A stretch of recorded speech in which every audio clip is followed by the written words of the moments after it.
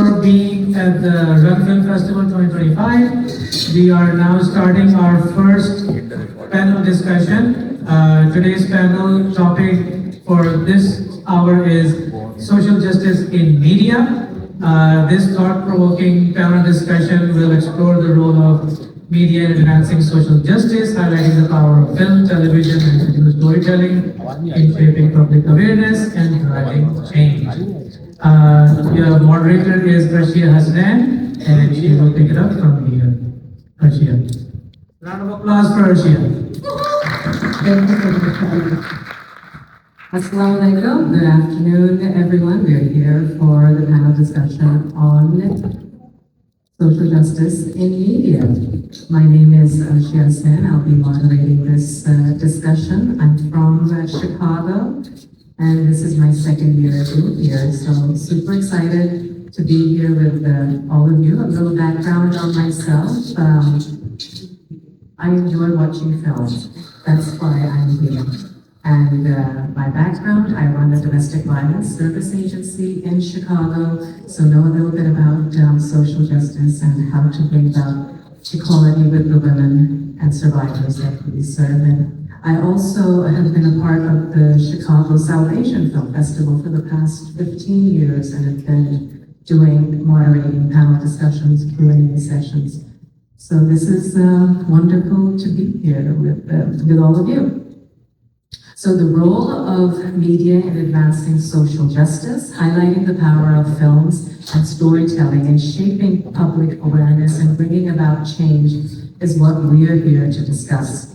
The esteemed panelists right here, we've got Jamshid Mahmood, a visionary filmmaker from Pakistan, behind the critically acclaimed films like More and Operation 21.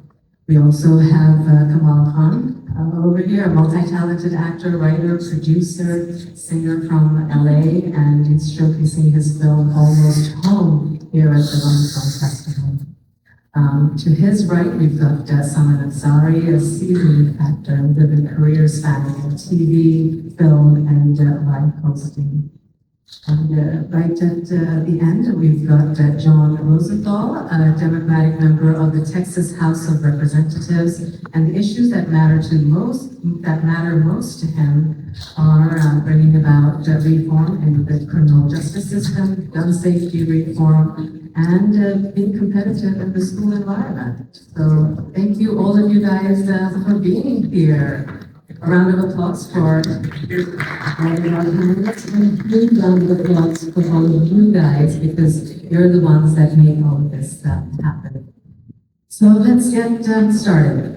I'd like to start the conversation and get the juices flowing about the discussion, and asking each one of you to also, I just made a brief introduction, to please tell us a little bit about yourself and share with the audience how social justice impacts you and how you practice it.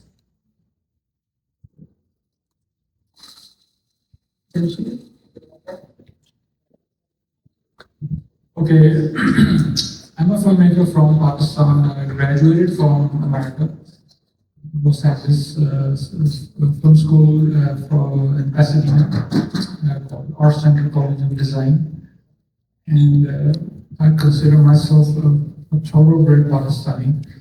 So I love America, but I couldn't stay here. I had no idea of how to tell stories about American life or anything, but I loved American cinema since my birth. As in our home, Bollywood cinema was not allowed. So we ended up watching Sergio Leone and Godfather and Truffaut, and so I became this Western person, and I'm really trying hard to go back to my roots as a Pakistani filmmaker. And it's really tough after finishing a film school and how they put 3-act structure in your head and you just cannot move from. So I'm back in Pakistan trying to be a pure Pakistani filmmaker somehow. Excellent, excellent. Tell us a little bit about how you are doing something about the issues that you see in your community where you are. Okay, so literally I'm fighting a defamation case right now in Pakistani courts. I read a letter at Lahoti in Sindh, and it was a letter about assault. This girl wrote a letter. So I read the letter and I got a defamation case from that day on 2019. At that time, Me Too was really kicking in globally. So it was a huge wave for everyone else. So I was thrown into it after Misha Shafi's case. This became a big case, and I got sued by the filmmaker. He was my best buddy, and he said, "You guys are talking about me." There was no name given. So since that day on till today, 5 years now, I'm just fighting and realizing, learning how brutal social justice is in Pakistan and why people don't go to courts to fight. And so I learned a lot about Pakistani justice system and how nobody will get justice, I feel, the victims in Pakistan. That's how it's planned like that. Yeah, that's quite interesting to hear. Yeah, look, first of all, thanks for having me on the panel. I really appreciate it. As you said, this topic of social impact, I mean, all of us have got various areas, especially today in this world. What we're seeing today, social impact is becoming even more important, right, for our message to come across. And I think what better way to tell it than to do storytelling and using the media. I think there's an opportunity for us to leverage the media as much as possible and through powerful storytelling to get the message across. A lot of people talk about the fact that, you know, in this day and age,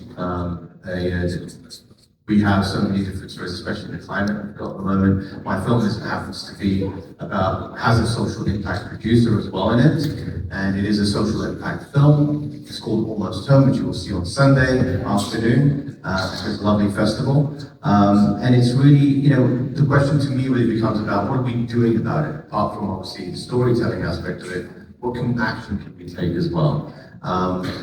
I wrote the film probably about during COVID 4 years ago, but really came to reality when COVID again last year in April. And it's really about a Muslim Marine, Pakistani Muslim Marine who goes to war and obviously has an identity crisis and suffers from PTSD because he's an all-American, patriotic individual, but also he doesn't feel like he belongs in his own community who criticize him for killing his own people. And then you've also got some bigots who really don't understand what he actually does and the fact that he could possibly be a Marine, especially being a practicing Muslim, which is kind of a dichotomy. So it's what's called cognitive dissonance, if anybody knows what that is in psychology, I think that has an impact. So what I wanted to do rather than do documentaries about it was really to tell a story that even could probably resonate with somebody who probably isn't aware of the fact that there are so many Muslims in the military and so forth, and therefore, you know, can the average person in Nebraska perhaps watch the film and also be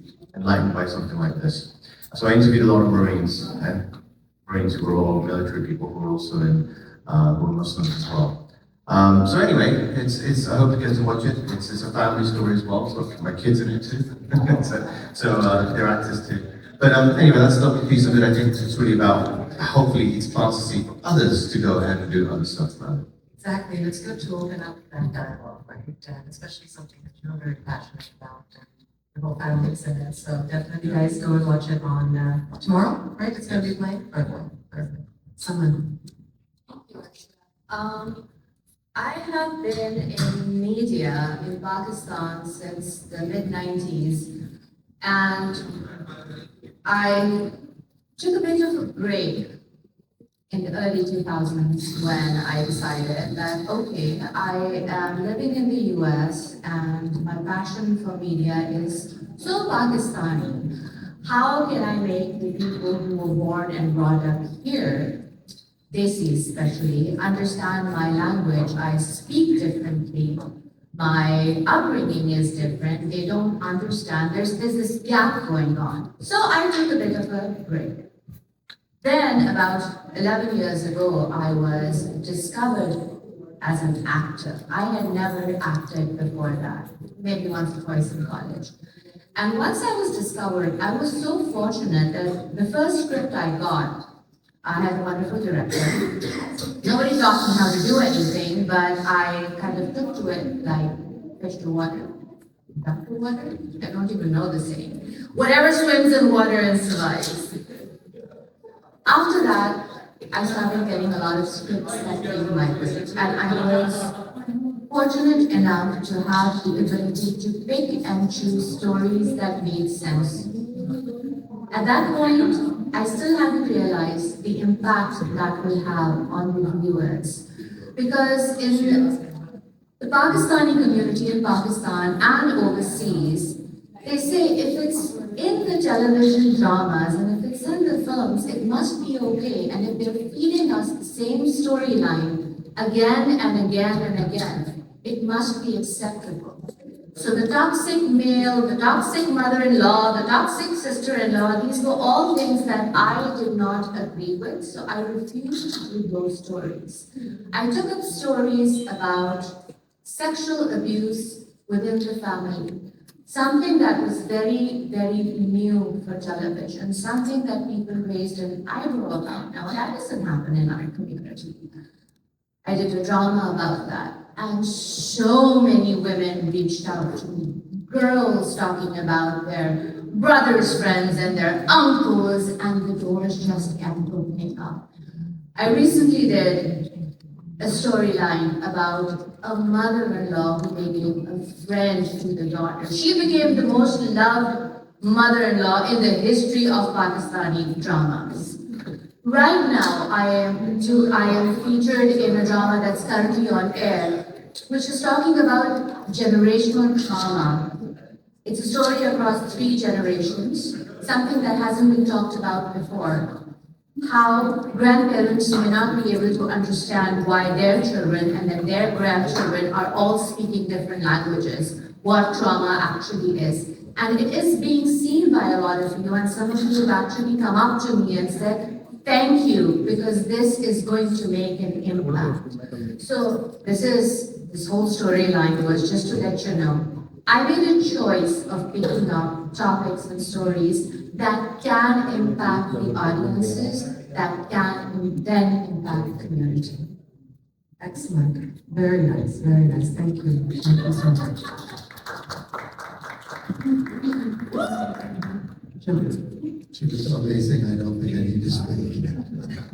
Beautiful job. So again, I'm John Rosenthal. I'm a Texas State Representative for District 135, which is Northwest Houston.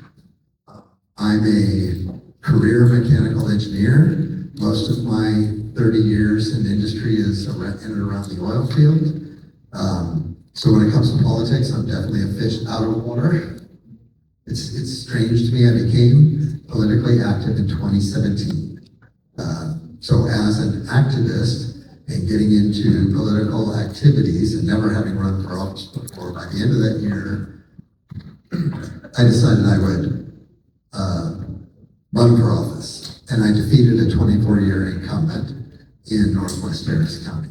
And now I'm a state representative. And the platform I ran on was advancing public education in Texas, access to health care, and combating bigotry and discrimination in all of its forms. And fourth was actually criminal social justice reform. And so my role in social justice in the state legislature is to go after when folks are attacking our communities, and particularly marginalized communities, in legal legislative ways. I came to fight against that. And so we just saw it play out in the battle in the Texas State Legislature over private school vouchers, taking money out of public education. We see it in the budget. You will see an effort in this legislature to enact alien land laws. So those are grossly discriminatory, ugly efforts to prevent people of certain countries of origin and ethnicities from purchasing land. There will also be efforts to prevent those same communities from holding certain types of jobs. So I will be there to fight against that with every breath I have. That's kind of my story. Thank you very much. Tell us a little bit something about the organization, the film school that you founded in Pakistan. So maybe people know about Balochistan, the province. You can say it's really sidelined by Pakistan and a lot of issues. So my mom is working there for the past 35 years. She has a university there now. So I volunteered to teach 10 years ago. And that batch really kicked ass. So that's when I realized when you are out of the mainstream cities, the stories are different, the filmmakers are different, their passion is different, their hunger is very different. So I got stuck to Balochistan. So basically I live in Balochistan and almost every week I'm there now. So filmmaking in Balochistan is, two films are here from Balochistan, this film festival. And it's a completely different ball game. If one understands Balochistan, it's like, how to explain Balochistan? Basically, it's tribal, and what people don't understand about tribal system, I learned something about tribal system through Balochistan. It's the best system in the world, the oldest system in the world. It was working perfectly fine for millions of years. And it really works if you are a filmmaker. You have no budget. People will come and help you. And I made a film over there. I lived there for 60 days. And lived in the coast town. And the film looks like Dr. Zhivago because the landscape is big, people are big, the stories are big. And so it was a big awakening for me to be a Baloch from Urdu speaking person. I just beg every Baloch person to make me a Baloch tracker or something. So this is a new thing for me, even though I've been doing this for 10 years now. I'm staying in Pakistan, but yeah, this is. You see a lot of films coming out from other parts of Pakistan, not so much in Balochistan. So again, giving them a voice, having a voice for their society, their community. Really quickly, in my film school, they've done 3 feature films this year. Feature films, proper 2-hour-long feature film, and it's not possible to do a feature film in Pakistan. It's really tough. So with no budget, their budgets are like what, $2,000 max for a full-fledged feature film with a lot of action, good storytelling. So it's happening. They're not in the mainstream, but a lot of work is happening in Balochistan. And they're directly jumping from short films to feature films. This is so interesting. Thank you. Kamal, for you, you've lived in England, or you grew up in England. Yep. How difficult was it, or how challenging was it to come to the United States and really try to find your niche here? What challenges did you face? Yeah, I mean, there's always challenges. Depending on what you're doing, right? Especially when you're an actor, people talk about the fact you come from Australia, you can be very famous there. As you've seen, you can be in the UK, you can be on a TV series there, but when you come here, nobody knows of you. Like, what show is that? The Bill in the UK, or, I haven't heard of it. So you've got to start again, effectively. You've already done some work, and that's okay, so you've got to reestablish yourself. But, I'm very global. I spent time in Pakistan, Africa. My parents were fortunate to travel.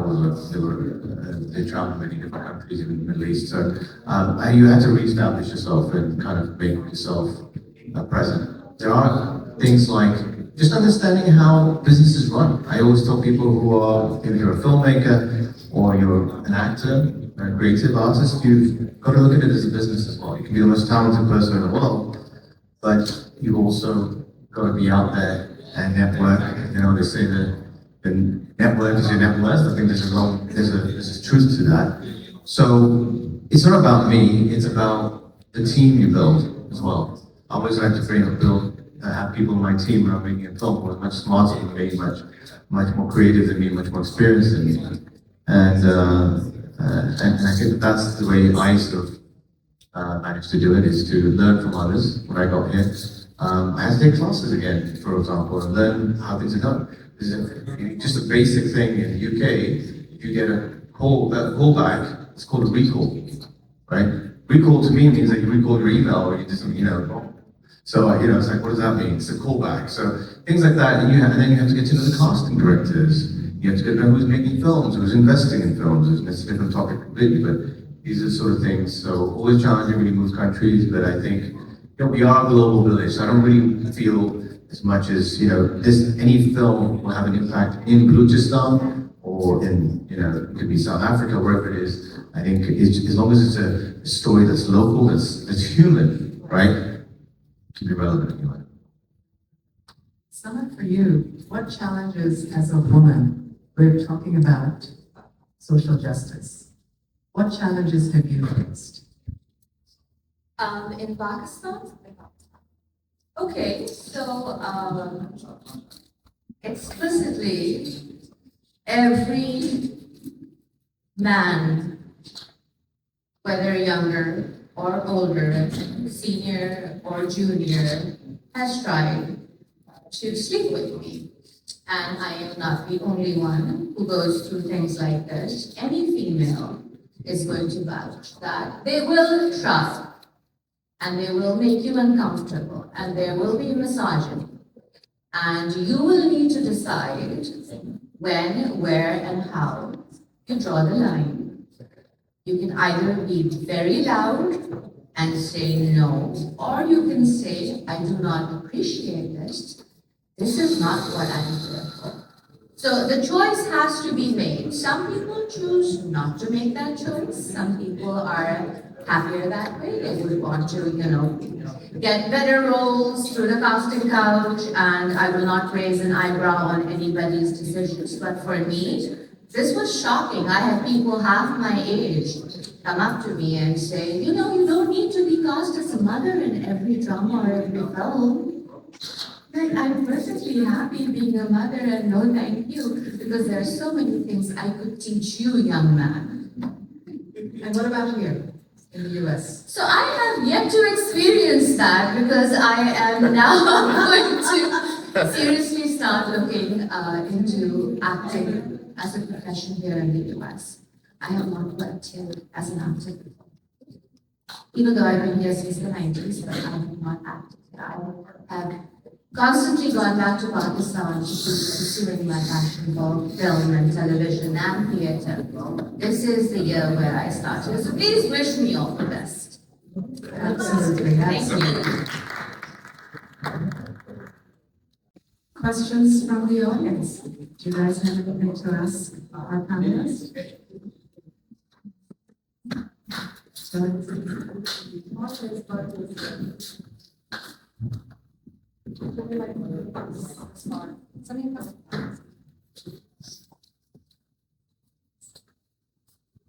Hello, Assalamualaikum. I'm Samia Khan. I'm also an actor based in Los Angeles. Not a question, but I can actually vouch for what you just shared, and I think that's very brave of you, because being in Pakistani industry, for you to make a comment here, I was pleasantly surprised, because I'm also very vocal about those things, and but I haven't worked as much as you have in Pakistan. So yes, disappointing, and yes, not surprised at all when I was also approached like that. And I'm sure it does exist in all industries, in all cultures, not just Pakistan.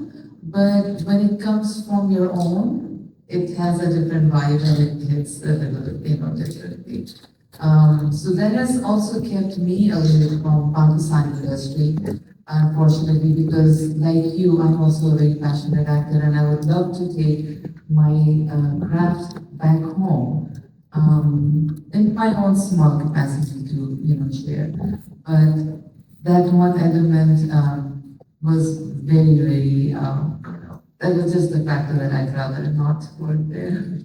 Did you think that this doesn't happen in Pakistan? No, that's what I'm saying. It wasn't surprising. It was disappointing, but Okay. but the people who approached me, they're like big names. So I'm not gonna go any further than Right, that. right. But that part was surprising. Okay. That they're pretty established actors and directors, and they basically assume since I'm from here, I must be big. And so, I kind of put that in their thing. But I'll just say that I was just wanted to back you up on that. I guess I'm here to say that too. Thank you. I love this panel. I love everything about this panel. This isn't a question for any one specific person. I hope each one of you can help with the answer. I'm a brand new filmmaker, but I know I want to continue pursuing it, very specifically to use this medium to help with social topics. So my first film is about gender ageism. And the focus is through aging hair. I mean, I stopped covering my hair. But this is a very big topic here, obviously in the US, but it's got global applications. What I would love to hear from you is, moving into this space, I'm assuming that film can help with changing hearts and minds. There's a political aspect of creating policies and law to help with social topic awareness and changes in social topics.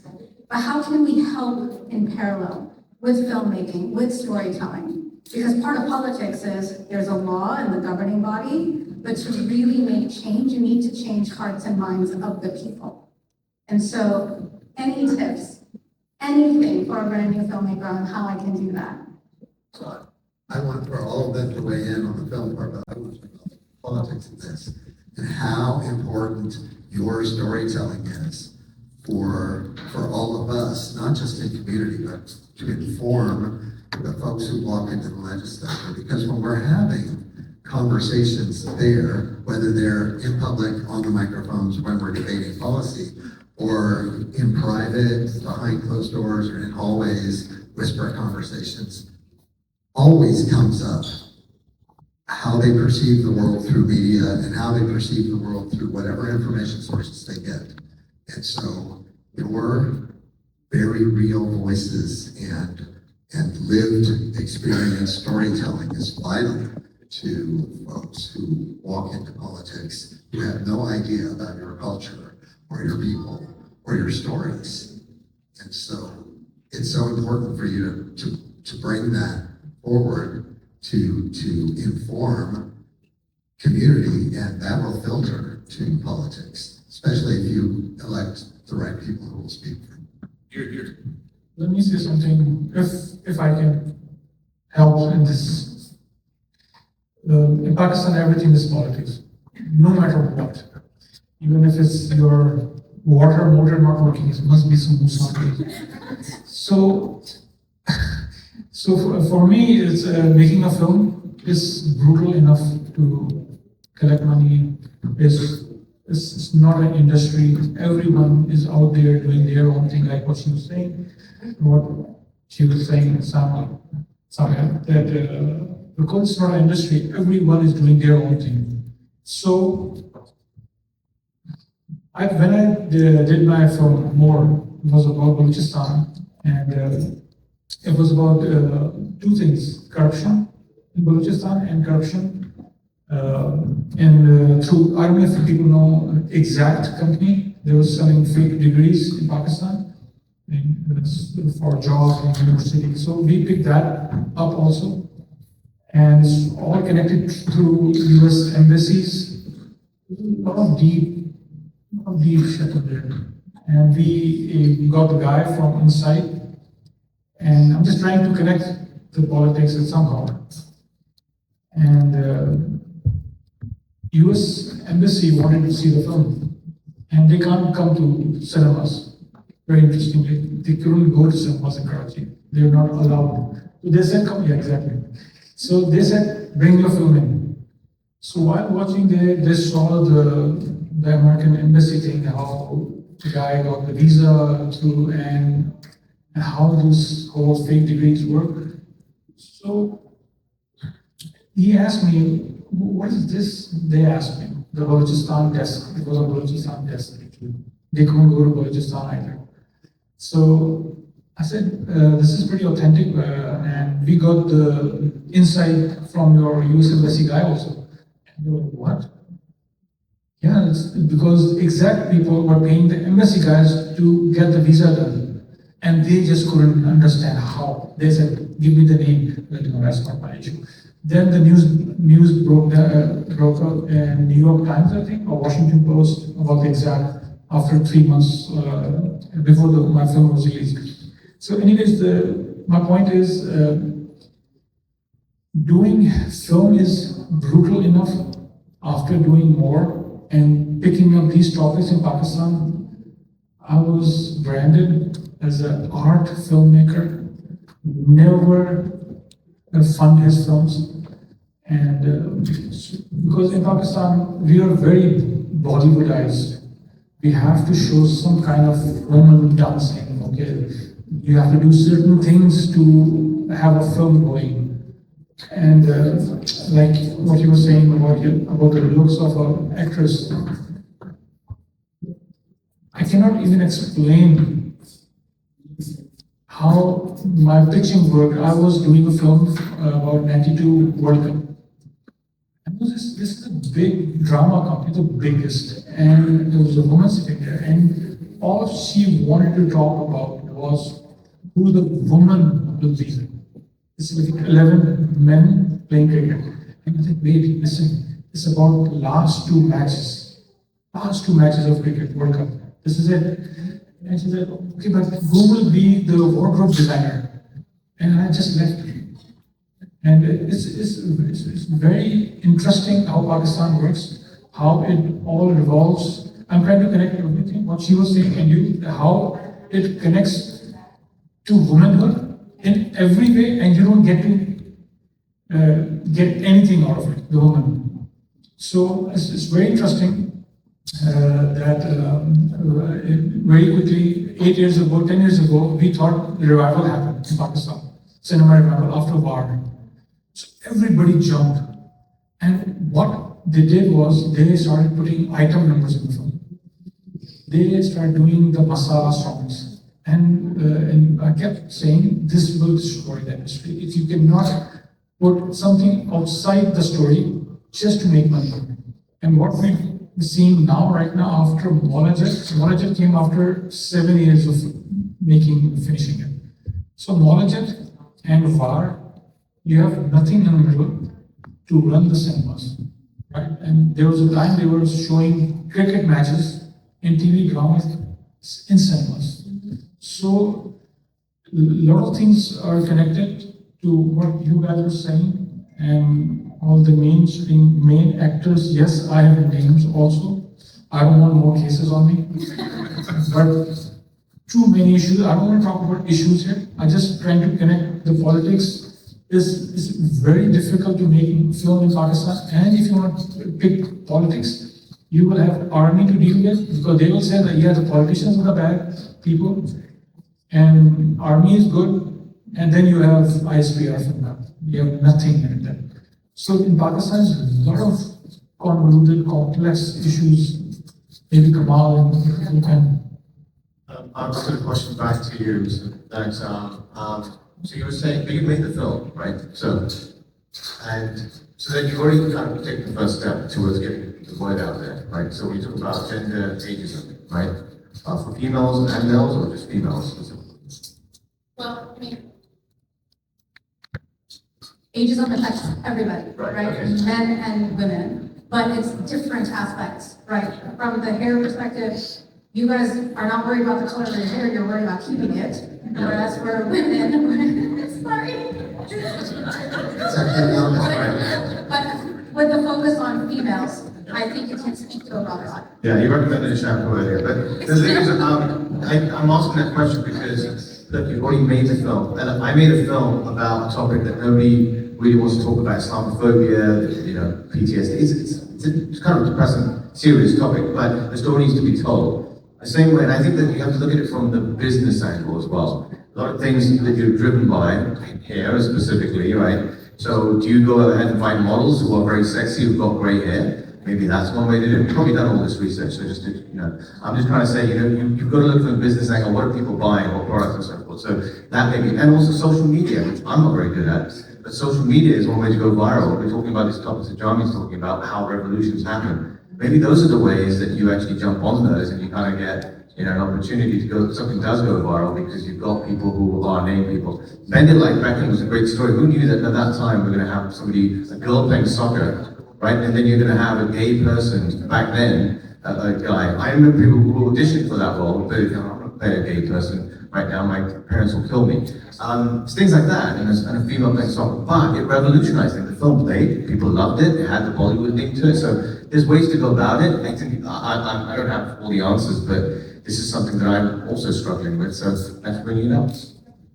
You just have to be passionate about what you do and what you believe in, and be true to yourself. I'll just say one quick thing. Sorry if I'm cutting anyone off.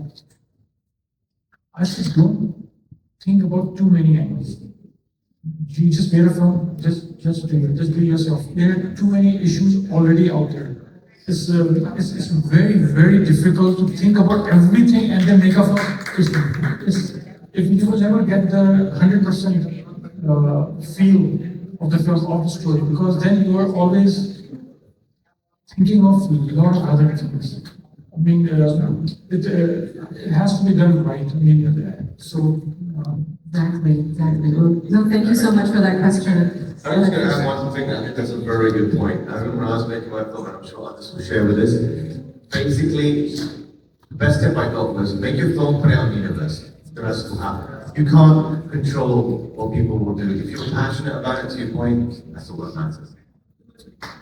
Shahid was breathing down on that. We do have the next batch of films to watch. Again, a huge thank you to each one of these panelists. A round of applause for them.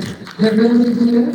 So we can talk to them directly, go approach them, hang out with them. And again, thank you everyone for being here.